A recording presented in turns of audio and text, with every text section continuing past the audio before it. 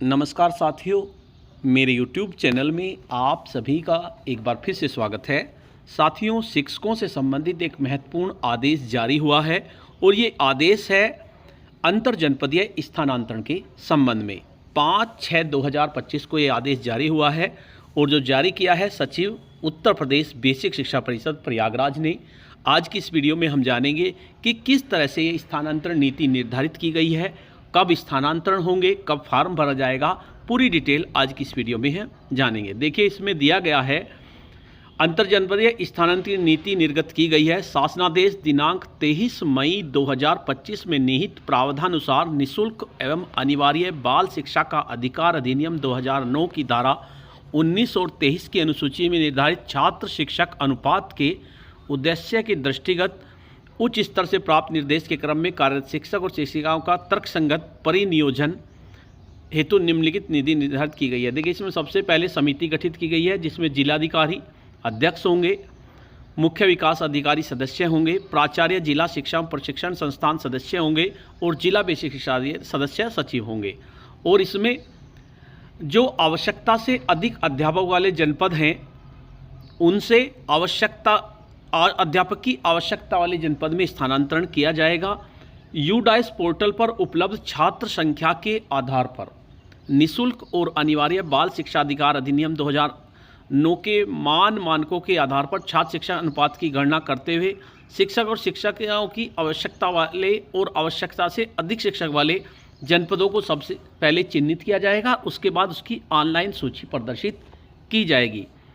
उसके साथ साथ अंतर जनपदीय स्थानांतरण ग्रामीण सेवा संवर्ग से ग्रामीण सेवा संवर्ग में होगा और नगर सेवा संवर्ग से नगर सेवा संवर्ग में किया जाएगा। और अंतर जनपदीय स्थानांतरण के लिए जनपद में कार्यरत नियमित शिक्षक और शिक्षिकाएं इसके लिए अहर्य होंगे। और उसमें सबसे महत्वपूर्ण बात है, अंतर जनपदीय स्थानांतरण के लिए सेवा अवधि की बाध्यता नहीं होगी।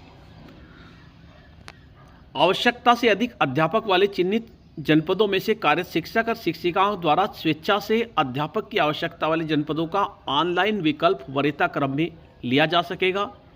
अंतर जनपदीय स्थानांतरण कार्यवाही राष्ट्रीय सूचना विज्ञान केंद्र उत्तर प्रदेश लखनऊ द्वारा विकसित पोर्टल के माध्यम से ऑनलाइन संपादित की जाएगी।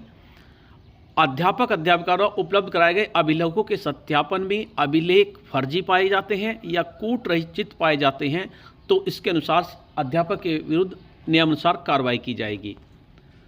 अध्यापक अध्यापिका अंतर जनपदीय स्थानांतरण के फलस्वरूप स्वेच्छा से स्थानांतरित जनपद के लिए कार्यमुक्त होने से पूर्व इस विषय का शपथ पत्र दिया जाना अनिवार्य होगा कि मैं भली भांति अवगत हूँ कि दूसरे जनपद से स्वेच्छा से स्थानांतरित होकर जा रहा हूँ या जा रही हूँ तथा उस जनपद में जाने पर सहायक अध्यापकों की ज्येष्ठता सूची में मुझे निम्न क्रम में रखा जाएगा। यानी जैसे आप दूसरे जनपद में जाएंगे वहाँ पर आप ज्येष्ठता सूची में निम्न पे पहुँच जाएंगे और भविष्य में पदोन्नति पाने के लिए और ज्येष्ठता सूची में उच्च क्रम में रखे जाने का कोई प्रयास नहीं करूँगा। इसका आपको शपथ पत्र देना होगा।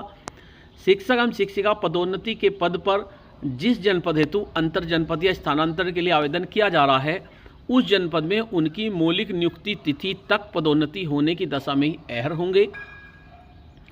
अंतर जनपद स्थानांतरण के लिए निर्गत नीति के क्रम में तकनीकी चरण, अन्य प्रक्रिया और समय सारणी का निर्धारण बेसिक शिक्षा परिषद प्रयागराज द्वारा निर्गत किया जाएगा।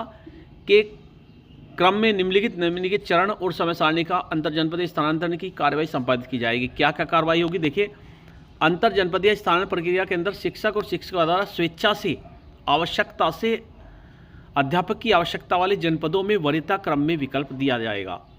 शिक्षक और शिक्षिका द्वारा पोर्टल प्रदर्शित हो रहे जनपदों में से कम एक जनपद का विकल्प दिया जाना अनिवार्य होगा। कम से कम आपको एक का विकल्प देना है।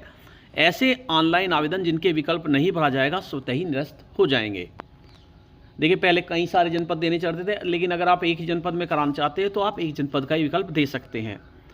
आवश्यकता से अधिक कार्यरत अध्यापक वाले चिन्हित जनपदों में से कार्यरत शिक्षक और शिक्षिका द्वारा अध्यापक की आवश्यकता वाले जनपदों में पोर्टल पर प्रदर्शित रिक्तियों के सापेक्ष आवश्यकता से अधिक कार्यरत अध्यापक वाले चिन्हित जनपद से उस सीमा तक स्थानांतरित किए जाएंगे जिस सीमा तक निःशुल्क और अनिवार्य बाल शिक्षा का अधिकार अधिनियम 2009 के मानकों का विचलन न हो। देखिए, इतने ही जनपद शिक्षकों का स्थानांतरित किया जाएगा जिससे कि संख्या ना घटे।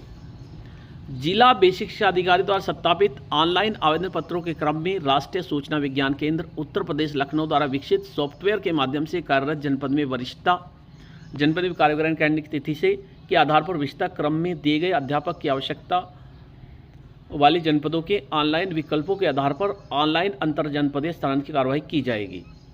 शिक्षक और शिक्षिका द्वारा किए गए ऑनलाइन को जिला बेसिक शिक्षा अधिकारी द्वारा ऑनलाइन ही उसका सत्यापन किया जाएगा। जनपद से स्थानांतरित होने वाले एवं जनपद में स्थानांतरित होकर आने वाले शिक्षक और शिक्षिकाओं की संख्या वैकेंसी मैट्रिक्स से अधिक नहीं होगी। देखिए, जितनी वैकेंसी है उतनी ही स्थानांतरण होगा और जितने जा सकते हैं उतनों का ही स्थानांतरण होगा।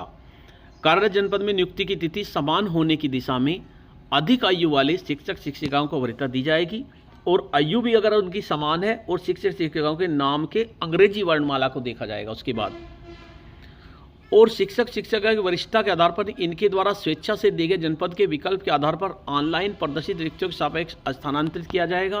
देखिए, इसकी समय सारणी भी दी गई है। हालांकि हमारे यहाँ पर समय सारणी का पालन बहुत ही मुश्किल हो पाता है। हम तो चाहते हैं कि इस समय सारणी का पालन हो।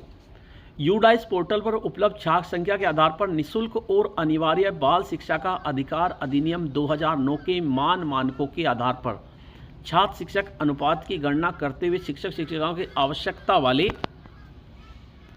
और आवश्यकता से अधिक जनपदों की चिन्हित करते हुए सूची ऑनलाइन प्रदर्शित की जाएगी। ये आपकी दिनांक 6/6/2025 से दिनांक 7/6/2025 तक ये होगी, यानी 2 दिन इसके लिए होंगे।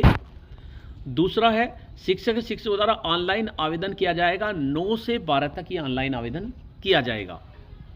ऑनलाइन आवेदन की छायापत्र प्रति संबंधित जिला बेसिक शिक्षा अधिकारी कार्यालय में जमा करनी है आपको 9/6/2025 से 13/6/2025 तक।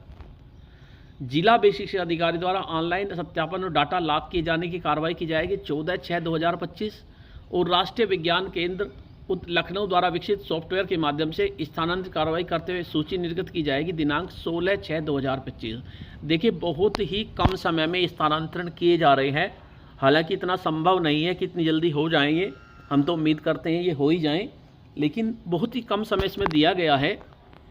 देखते हैं क्या होता है। शिक्षक और शिक्षिकाओं द्वारा स्वेच्छा से किए गए अंतर जनपदीय स्थानांतरण के उपरांत संबंधित जिला विशिष्ट अधिकारी द्वारा मानव संपदा पोर्टल पर शिक्षक शिक्षिकाओं के वितरण को अपलोड किया जाएगा और शासनादेश दिनांक 23/5/2000 में प्रावधान के क्रम में उल्लेखित समयावधि में कार्रवाई पूर्ण करना सुनिश्चित किया जाए। संलग्न दिए गए हैं। देखो, इस तरह से इसमें निर्देश दिया गया है। बाकी इसमें कुछ नहीं दिया गया है कि ज्येष्ठ शिक्षकों के नंबर किस तरह से होंगे। जैसे पहले 1 साल का 1 नंबर मिलता था, अभी पूरा स्पष्ट ये आदेश नहीं है। देखिए, आगे आदेश आएगा। वैसे तो 6 तारीख से शुरू होने वाले हैं, ये 6 से शुरू हो जाएंगे, लेकिन देखिए ये तो वक्त ही बताएगा कि स्थानांतरण कब तक हो पाएंगे। आज की वीडियो में इतना ही। आपको यह वीडियो कैसी लगी? अगर आपको वीडियो अच्छी लगी तो इस वीडियो को लाइक करें, शेयर करें, वीडियो पे कमेंट्स करें। धन्यवाद।